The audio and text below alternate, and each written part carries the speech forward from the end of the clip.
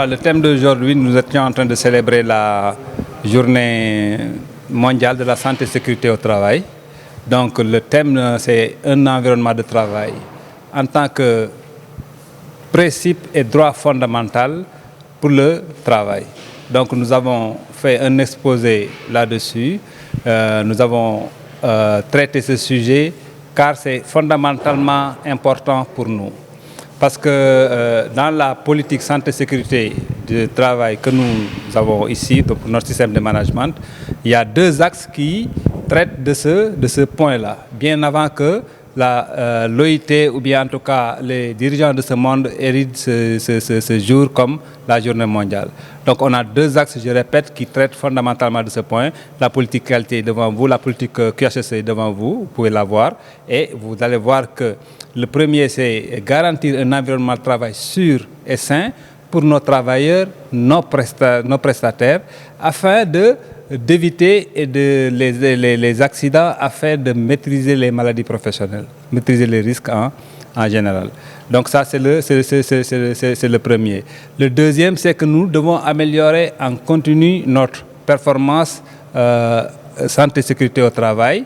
Nous devons tout le temps inculquer la culture santé et sécurité au travail à nos prestataires, à nos travailleurs, à nos partenaires. Donc c'est ça que nous avons développé.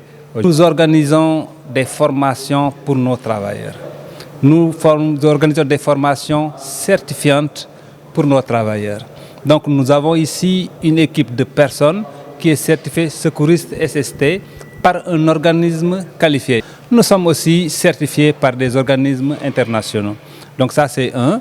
Et maintenant, ça c'est les personnes. Si on voit le matériel, donc comme je disais tout à l'heure, le budget pour la santé et sécurité au travail de Dangote dépasse les 500 millions. Donc nous avons acquis cette année un camion incendie d'une capacité de 5000 litres d'eau et de 500 litres d'émulseur pour pouvoir intervenir en cas d'incendie. Donc c'est des actes qui sont posés et on est en train d'acquérir un autre camion incendie. Donc des plus performants qui existent, qui aura une capacité, en plus de l'eau que je viens de citer, en plus de l'émulseur que je viens de citer, il y aura un compartiment poudre spécialement dédié au feu, par exemple, électrique. Donc ce sont des actes comme ça qu'on a mis en place pour dans le département HSE. Cette journée encore que nous organisons, l'exposé que nous avons fait aujourd'hui, c'est pour insister sur ce code dont vous parlez. Donc le premier impact sur la sécurité qui existe, c'est comment on est habillé. Donc on n'accepte pas nos travailleurs sans leur tenue de travail, on n'accepte pas nos travailleurs sans les EPI en général. On n'accepte pas que nos travailleurs fassent des actes qui pourraient entraver et leur sécurité, et la sécurité des personnes avec qui elles travaillent, et aussi la sécurité des machines. Nous voulons vraiment remercier l'accueil qui nous a été réservé au niveau de cette usine Dangote Cement en cette journée spéciale qui est une journée de sécurité, environnement, qui est une affaire de tous. Donc nous remercions M. Ousmane Bey qui nous a accueillis dans cette usine à bras ouverts. Toute la compétence ici réunie à travers la VDMA qui a organisé ce forum allemand qui regroupe des entreprises allemandes spécialisées dans différents domaines techniques. Donc nous adressons tous nos remerciements à toute l'équipe Dangote en cette journée qui est vraiment une journée spéciale.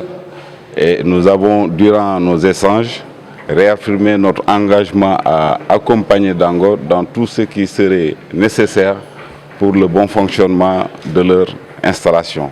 Sur ce, vraiment, on ne sera pas trop long. On vous remercie. On remercie vraiment toute l'équipe qui a su organiser ces bels événements. Bon, la visite était une visite qui serait très bénéfique pour Dangote Cement Sénégal avec la coopération allemande. Nous avons été hier à un symposium pour traiter des questions environnementales, des questions liées aux fuels alternatifs, des questions liées aux techniques, des questions liées à l'organisation de l'usine. Nous avions aussi échangé avec eux sur tout ce qu'on a comme problème au niveau de l'usine pour pouvoir trouver, à partir de leurs recommandations, des issues pour augmenter nos capacités de production. Nous avions eu en 2021 demandé à Tyson Group de venir auditer notre ligne de production. En ce moment, on était autour de 3600 tonnes. Lorsqu'on a appliqué les recommandations, on est arrivé à 3800. Notre objectif est d'aller encore plus. Le thème est bénéfique et intéressant. Et pour ceux qui sont venus nous visiter, parce qu'il y aura un échange de compétences. Au Sénégal, la disponibilité de pièces de rechange est un facteur qui est difficile à gérer. En ayant les entreprises allemandes avec nous, ça nous permettra d'aller un peu plus vite sur les commandes de pièces de rechange. Et cela aussi, je vais collecter tous les problèmes dont nous avons et les mettre à leur disposition pour des solutions.